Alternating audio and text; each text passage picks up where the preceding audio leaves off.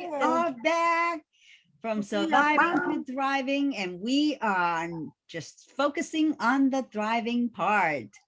So we're happy to have Dee with us today. Hello, Dee. Hi. Hi. This show has been dedicated for Refugee Film School.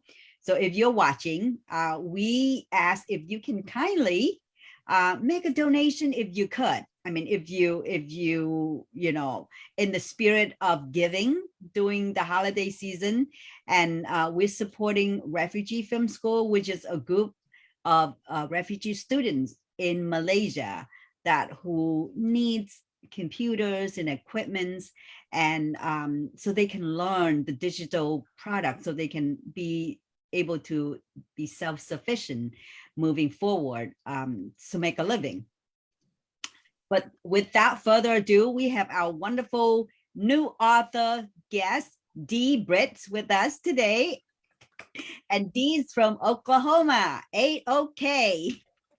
A-OK. A-OK. So yeah, we're going to start the show. We're going to start the conversation. And as always, we're going to start with my beautiful co-host, Sarah. It's going to start off with introducing about herself and about us a little bit, and then we're going to kick the mic over to Dee. Can you hear me okay? I think my mic is a little far. You're fine. You're fine. Okay. Yes, good for me. Yes. Hello, happy Monday, everybody. And I am happy to say hello and to start the show. And in case we have new viewers, I just want to introduce myself really quickly. And before I do that, I just want to remind everybody that we have started this platform at the beginning of the pandemic, March 2020. Oh, we cannot believe it. We make it through this almost 2 years. So we enjoy it, and we appreciate all the guests that came on and talk with us. So we appreciate you. If you have been a guest and watching, welcome back. And I just want to say that I am Sarah M. I'm from Cambodia. I grew up there, and I gone through a very difficult time when my country went through a war and the communist Khmer Rouge took over. When they did, they turned our country upside down, and they turned our life inside out as well. I struggled to survive, but with God's grace, I'm here. So I just want to say how grateful I am to be able to survive and to escape and to build a new life in this beautiful country with a lot of help from kind, compassionate people. So I wrote my story in the book. It's called How I Survived the Killing Field. I hope you can see it. It's available on my website, sarahm.com. And now I'm also go out to share my story in person, to speak. Well, I can speak online or in person. So if you need an inspirational speaker, reach out to me or to Lee. We both have a story to share, and we will be happy to help. So back to you, Lee. Thank you, Sarah. So I am the other half. Yes, and I'm amazed that we've gone through a year and 9 months. 9 months in a year. And that's just amazing when you just pick up something and just kind of do it.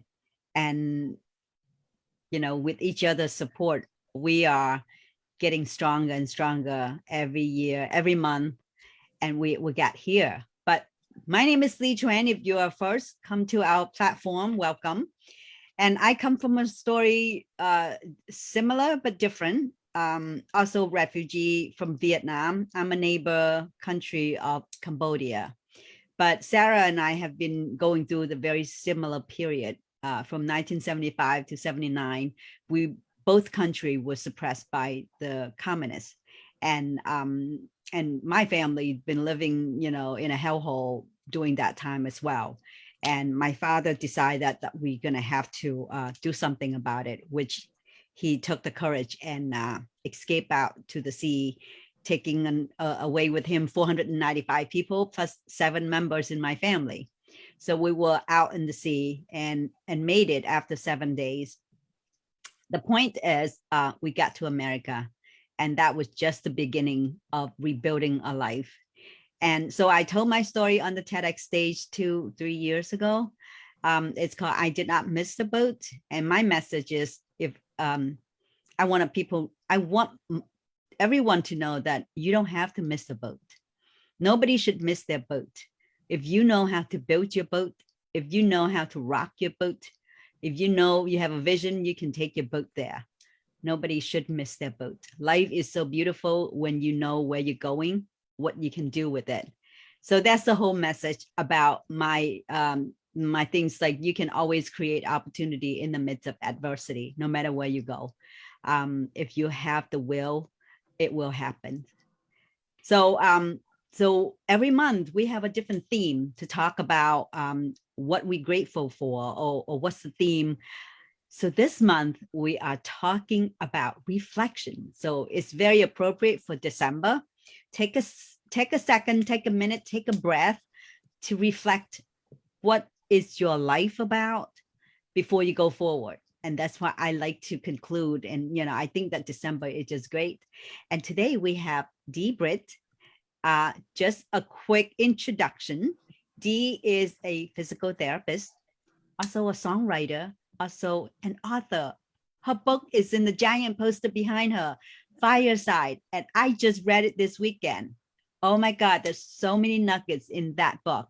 It's just a wonderful piece of reflections about a life story from people who become elder. So we would love Dee to introduce. This is what I know about Dee, but I'm sure there's a lot more than that. And I would love to have Dee introduce herself, what her journey, why she picked out to be a physical therapist, and you know, about her book. You know, is based on a lot of real stories, or a lot of things that she has seen along the journey. Yeah. Okay, well, so good for you guys to have me. I've been looking forward to this ever since you guys reached out a couple of months ago, and you guys are very present on the internet, and I actually have heard one of your presentations, Lee, and I've seen your presence, Sarah, but I haven't heard any of a presentation. But you know, the whole theme of your program really resonates with me, from surviving to thriving.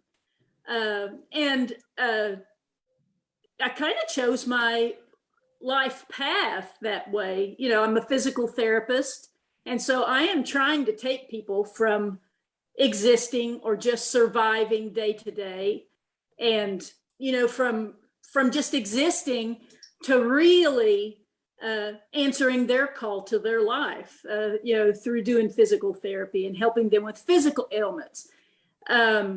So I've been a PT for 36 years, and I've been in and out of assisted living centers. And initially I thought all I want to do is treat athletes, because I was an athlete in high school and college. Then I started treating elders, and I am telling you, I just fell in love with their resilience, with their stories of overcoming, with their humility, their humor, their work ethic. You know, I just found that, you know, I always have done my best for them, but I always honestly have found I gained so much from what they have taught me too. So, you know, I am, you know, 36 years, I'm probably on the back end of my PT career, you know, and I really, I wrote this book, Fireside, the James Johnson story, because I wanted to give back to elders. Sometimes people just have a really wrong perception, or maybe they just don't know what to do. But so many times there may be an elder sitting in a wheelchair, And people just look right over their heads, almost as they don't even acknowledge, hi, how you doing, or anything. And so they come to a point where they feel almost like furniture, you know, an accessory that is not important, and that there's nothing more wrong about that statement. So that's how the whole idea for this book came about. I wanted to show a lively, energetic, true story about elders. Now, this is not biographical. In fact, not one character is totally patterned after a patient, but I will tell you that most of the occurrences that happen in this book, actually, I know happened. Yeah. I may have changed a little bit here and there and combined two personalities into a person.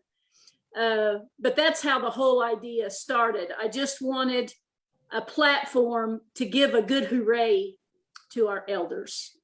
I want to say that I fall in love with the story, and I can see, here's the thing. Long time ago, when I was still young, my brother was in the service. He was in the Navy, and he came home and he told me, and he works in an assisted living as a nurse aide. Yeah. And what he told me that really get me to a point. I mean, even though I was in the early 30, you know, I just have my baby, he came home and he says, this elderly people, they are so sad in the sense that they were glorious at one point in their life. I mean, you look at the beautiful youth picture right by their bedside, and they were some doctor degree, PhD, you know, like pilots and pageant misses. But now they are kind of old, and people just like don't acknowledge them, just exactly like what you said. And yes. he has such a good heart, you know. He's like that. And he was in his, you know, early 20 too. And he came home and he's like, I don't want to grow old because this is so sad. So we had that conversation, and I felt it. And I felt like, you know, it is true. I mean, we don't see ourselves there, but in a blink of an eye, here we are, not that far from being, I mean, there's a lot of assisted living in Florida. Trust me. I just went to an open house. I just went to an open house last week, and they have not got patient in yet, but they already have awards for like dementia, and you know, just like it. And when you grow old, you become a baby again. You become very dependent. You become not able to recollect a lot of things. I mean, it's like your prime has gone, and people kind of bypass you, like you said. And it is sad because it is a national treasure, because every one of them have so much story, so many stories to give, so much wisdom to give. That's why I fall in love with your book, because I think that's the best way to honor them, to remember that they were young at one time, just like we are. If we're reading and we're young, you know, don't think you're going to be young forever, because someday you're going to be in that position as well. So yes. And I love it. I'm going to give a little plug, because I have, there's so many little nuggets in the stories that those are teaching moments, whatever you accumulated from your patient or from your observation. But I felt that it's just very wise. A lot of things that I read, you know, beside the normal occurrence story, but there's a lot of advices and a lot of things. Can I share one thing I love most? Sure. The phrase that you said, everybody needs something that you have. You just have to figure it out what that is. Is that from you? Or is that from one of your patients, or? You know, that it kind of,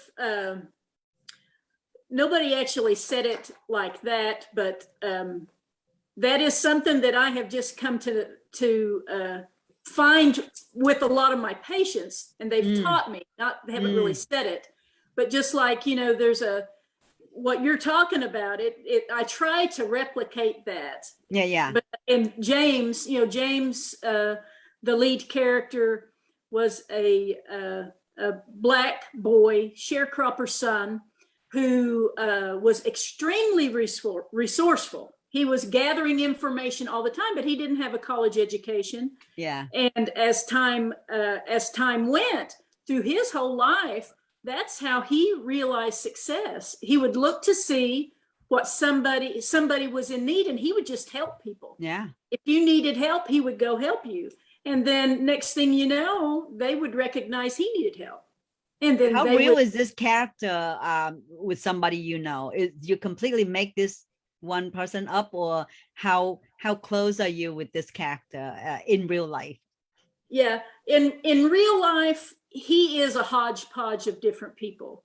But I definitely have treated people that back in the day when biracial marriages were prohibited and illegal, I have treated people who were in relationships that would have been forbidden back then. And, you know, you never do know. Just like you said, people look right over somebody's head, you know, treat them as if they weren't there. I got fairly close with a woman. I treated her for months. And then she finally told me that her husband was a member of the KKK. Yeah.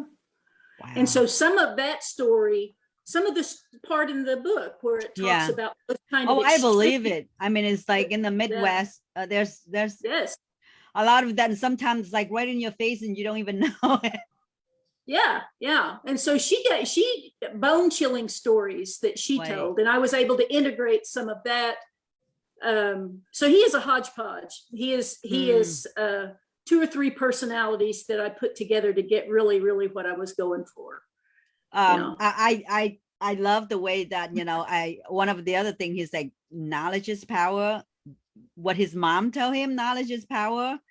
Be observant and remember what you see, because everybody needs something that, you know, so you can provide it.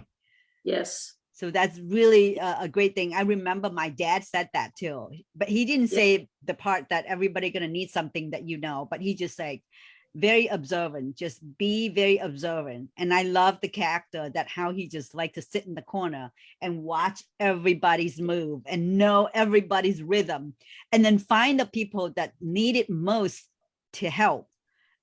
That is just amazing. And I kind of know some people like that. They have that kind of personality. Yeah, that part was from a particular person. I mean, he was like almost an undercover big brother for everybody. Yeah. You know? Yeah. It's good that he's always look out for someone. And I think that's just very very smart to be able to understand. And I like the part that he liked to help people who actually going against him, just to gain their trust, instead of, you know, retaliate or revenge. He'll find a way to say, you know, I'll help you if you just let me go and do, and, you know. Yeah.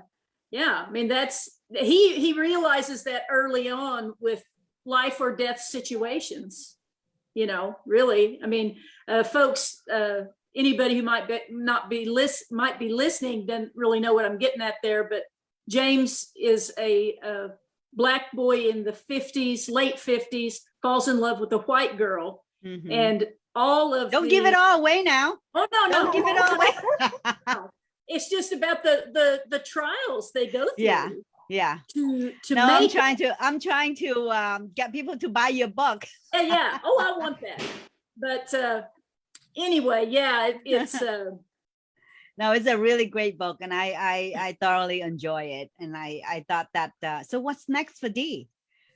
Is this going to be a sequel? Yes, I've got the next book is I'm about 3/4 of the way through the rough draft. Wow. Yeah. So and I'm you know, it takes me multiple rewrites, because, you know, I'm not that writing's not my background, but I've kind of found that you know, it's weird how I think sometimes we have a path that we don't know has been chosen. And I really feel like these days I'm a writer, but I'm a physical therapist, but the physical therapist has paved my way for the next chapter of my life, which I'm intending to be writing. Yeah. I think everybody can be a writer and a speaker, because if you've gone through life or you've gone through experience, I bet you $100 Sarah didn't say that she's going to be a writer or a speaker Yes. maybe 20 years ago. I would laugh at you. It's like, you're kidding me. No way. And here I am, it's like, never say never. Right. But I think that when you go through life, and sometimes I joke that, I don't want to carry it with me. Whatever I learn, whatever I have been through, I want to share it. I don't want to take it to the grave with me. And it's so nice of you to be able to share, hundreds of of your patient stories into something that somebody else can learn. Because those settings are so real. I wonder if people are going to make a TV sitcom out of your story. I can. That's what everybody dreams about, right? Yeah. Yeah. I mean, it's like great anatomy, this is much tamer. I think it is good because then we can honor our elder, our senior. And I hate to use the word senior because it just sounds like so old, but like, I don't even know what word to use, but I think, for people who still need to have that dignity and be treated like they matter. They've earned that respect. They've earned it. And how dare we discount their journey, their story. Yeah. And we'd all be better off if we learned from what we could from them. So let me share the way that people treat the older people in Asia. It's completely different. Yeah. They respect the older people. Yeah. And we don't usually have assisted living or nursing home because our grandmas always live in the house with the grandchildren and the children. And, you have a whole family take care of that one elder. So it's very different. And we, doesn't matter how old your grandma, your grandpa, they still hold a lot of stake. They make the decision and the children have to listen. Yeah. Their opinion count. Oh.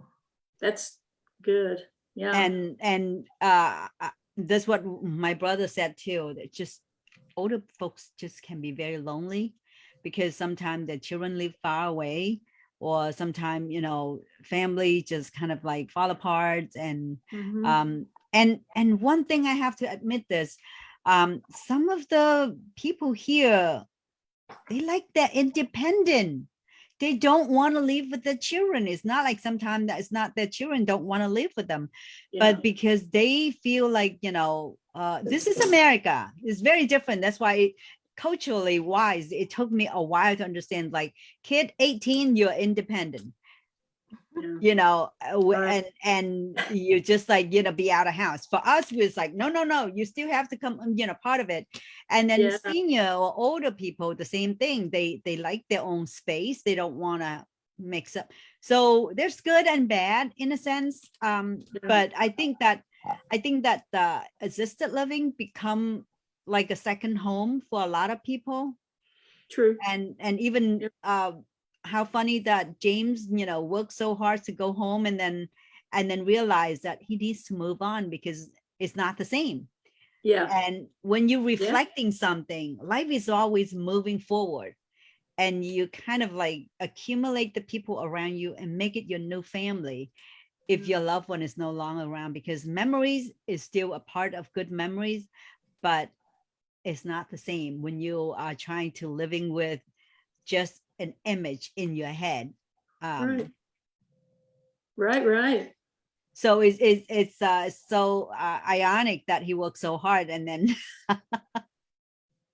yeah, I mean that was his purpose in life. Yeah, his purpose in life was to leave the assisted living center. He wanted to get home. So yeah, it was a little twist, but it's a great story. Great. Yeah. So how do you how do you see yourself? Are you gonna retire soon? Are you gonna? Well, probably not anytime soon. I still have a few years of PT left. Uh-huh. But what I really, I think I would really like to, I'm going to try to put out about a book a year. Mm. And part of what I want to do too, I am really, especially coming from where I've come from with my vocation, also just my view of the world is extremely diverse. I support diversity and including everybody, Yeah. pull up the book tell it all. I love it. Yeah.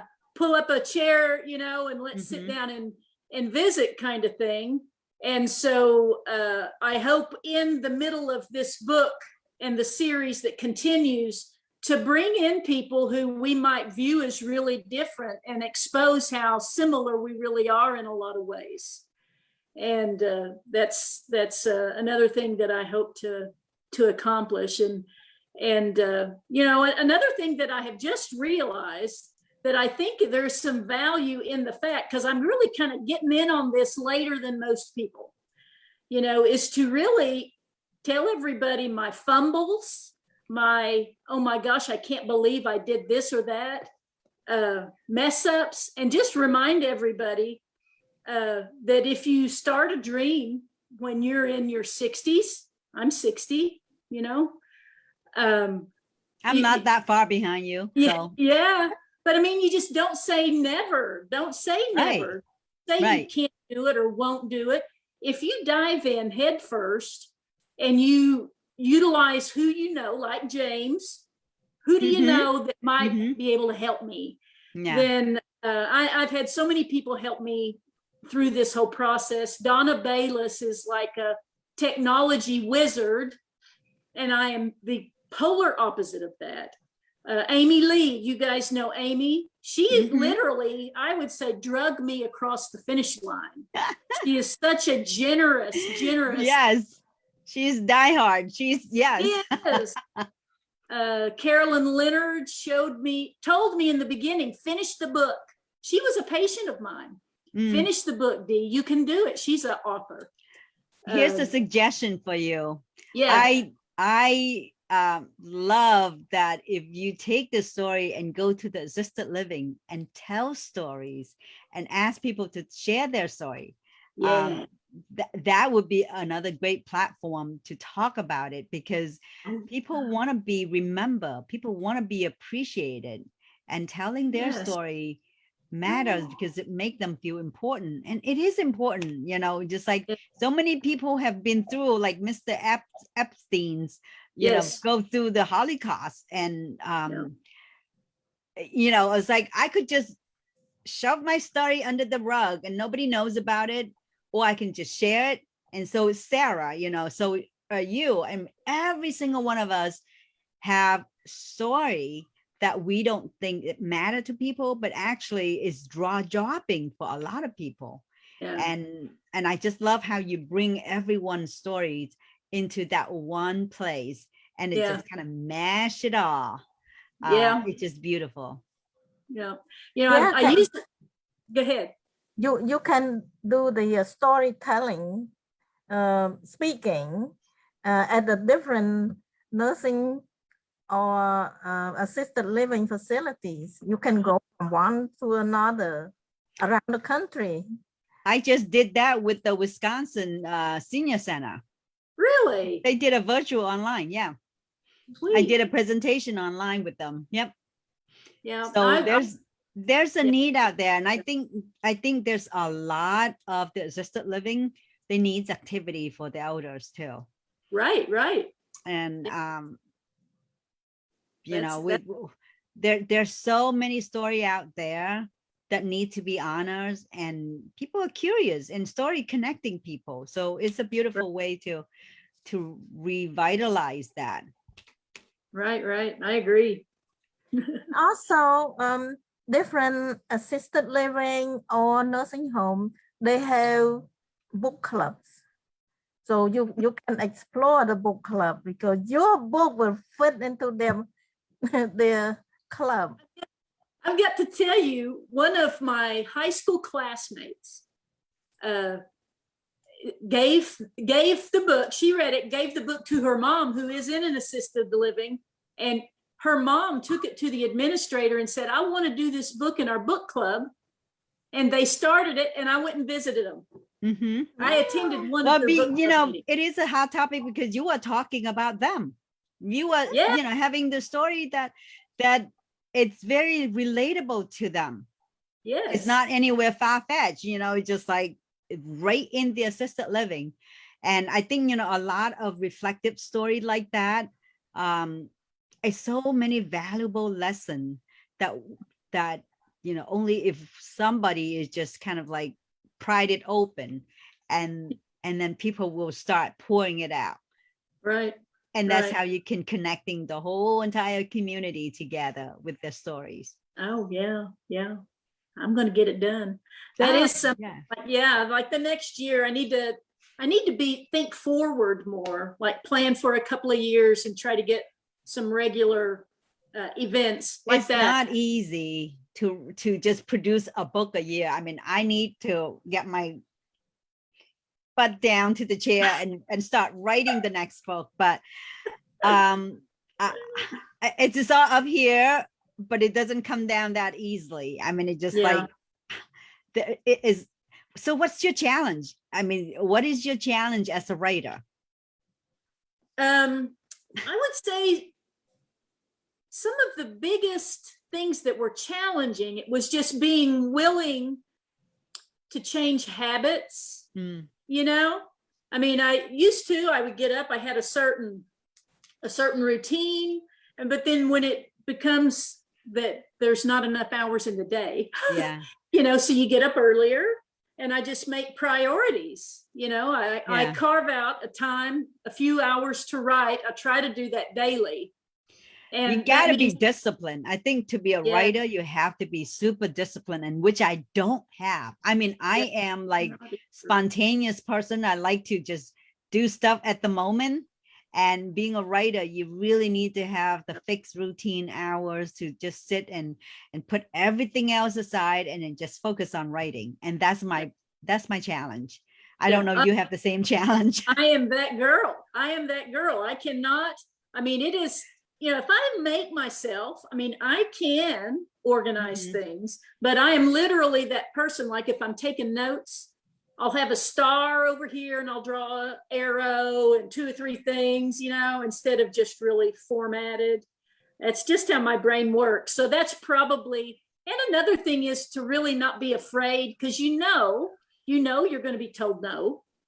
That book isn't just going to pop out being perfect. And so you got to know it's going to be a grind. I grew up as an athlete, used to play basketball. But athletes get super, super disciplined. Yeah. They focus, they train, and they do it. My sister's an athlete, and she like get up at 4 o'clock. I would be like, see ya later. I mean, 4 o'clock is when I fall asleep, right? But she would get up at 4 o'clock, swim 3 miles in the ocean, in the lake, and run for another 20 miles, whatever.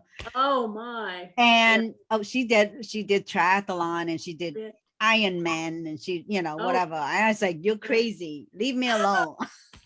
I love it. But that's the discipline you need as a writer as well. I mean,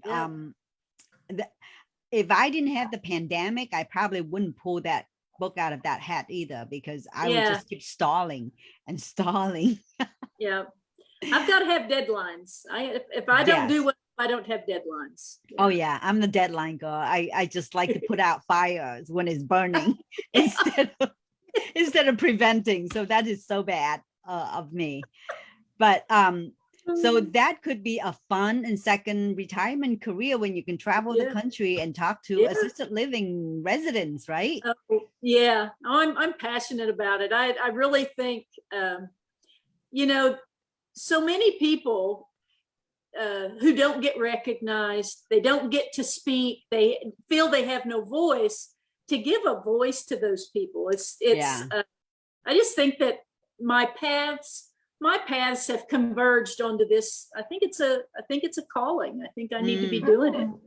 Yeah, you have the right background to do this. Right. I think that was unexpected but needed for me to be able to do it right. Yeah. And then after you get a couple books, you come to Florida because this is the center. Yes. You don't even need a couple books, girl. You got one. That's enough. You can just start doing it. Yeah, that one book you can travel. Yeah. Yeah, it's a good conversation starter. Yes. I think, yeah, it is a very enjoyable, easy read, and it just, lots of great moments. There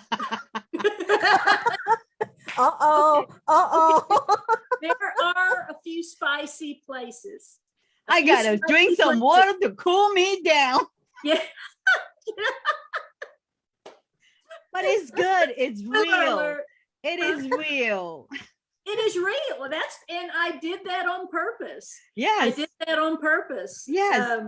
Because I didn't want it to be a weak little mamby-pamby book, because our elders lived exciting lives. And everybody was a baby once. Everybody was a toddler once. Everybody was a teenager once. Everybody was an adult once. So, we need to acknowledge and honor every single stage in our lives, right? Amen. Oh, yeah, I'm with you. Yes. Yep. And it's nothing better when you can sit and reminiscent about the past, the history, the glorious time. Yeah. The fun time, the time that we, do things that was like, oh my gosh, what were I thinking, Yeah. Well, it's a miracle probably that most of us have survived our blunders, God has saved me so many times you wouldn't believe. Like, what was I thinking? Yeah. Yes. And I have to say that I have not really lived dangerously, even though I came from a dangerous place. Yes. But I have not personally lived dangerously by choice, like by what I do, because I was always afraid of the consequences. Sure. It's like I've been tamed, I've been trained, I've been put in that box. And I was like, I don't want to look for trouble. So I never really get around people who like smoke pots or, do things that, because I don't even put myself in that situation. Yeah. So, sometimes I felt like, am I missing something? Like, but it's okay because, you don't miss anything because you have books that you can read. You can put yourself in that situation. Oh, yeah, you don't have, And the kind of weird things that I did, I was just a kid. I was extremely active. And so things like behind our house, our garage used to be a barn. And so in the fall, I scraped up all the leaves and thought it would be fun to jump out the top, the big thing where you load leaves. Yeah. Yeah. Those leaves were not very soft when you jumped out the second story window. Whoa. Yeah. When I was a little kid, and that's what I'm talking about. You think you were Superman? Myself. Yeah. Wow. I'll bet you remember next time. Oh yeah. My poor mom and dad. But that's adventurous. It's like, I have a brother who's like that. Who likes to try things out. Yeah. And I'm looking him bleeding. And I was like, I ain't going to do that.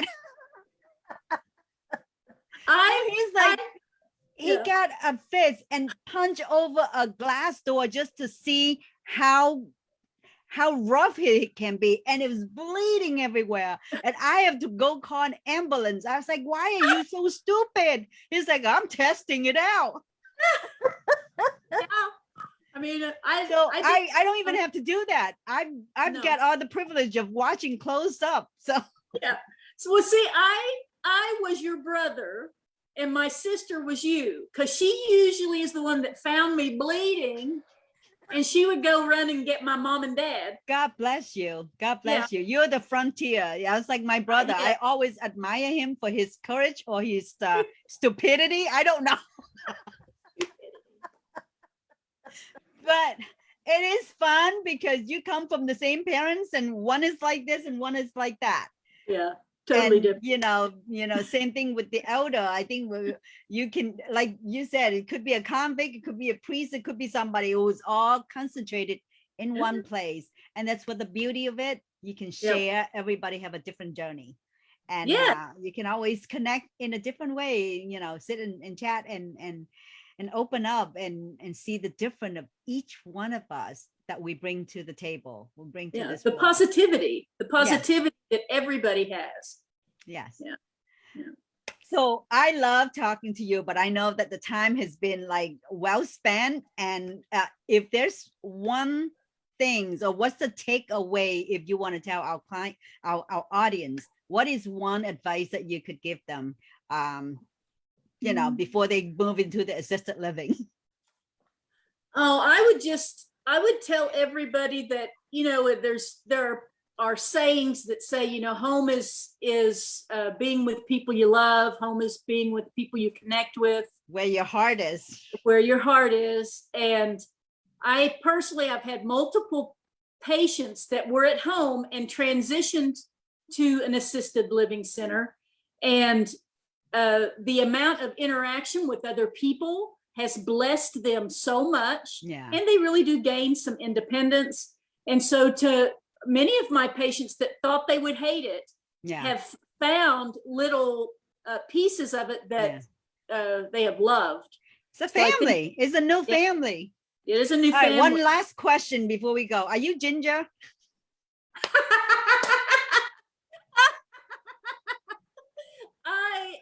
Well, Ginger here is a character in the book, so I just want to let people know. Yeah, I have some ginger in me. Okay, but I am not ginger. I am somebody who,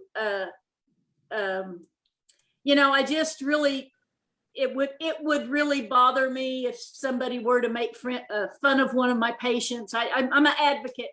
I advocate for my folks, and I am not your traditional PT. She's not the traditional nurse. I'm not really the traditional physical therapist either. So awesome. Well, we all need a ginger in our life. Thank you so much, Dee. I have asked all my questions. I don't know if Sarah have any more questions, but I am thoroughly enjoyed this conversation. Thank you for spending time with us. Yeah, you bet. I don't have a question, but I just have a strong recommendation that you need to travel to Florida. You know, I think, you know, the book is set in Georgia.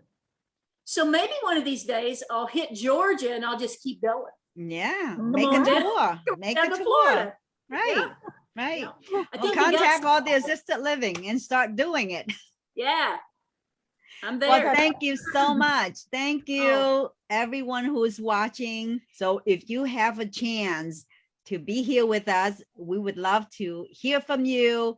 Bring a friend. It's going to be a fun month. It's going to be talking a lot about reflections and even some forgiveness. Maybe forgive yourself, forgive somebody that who wronged you, forgive.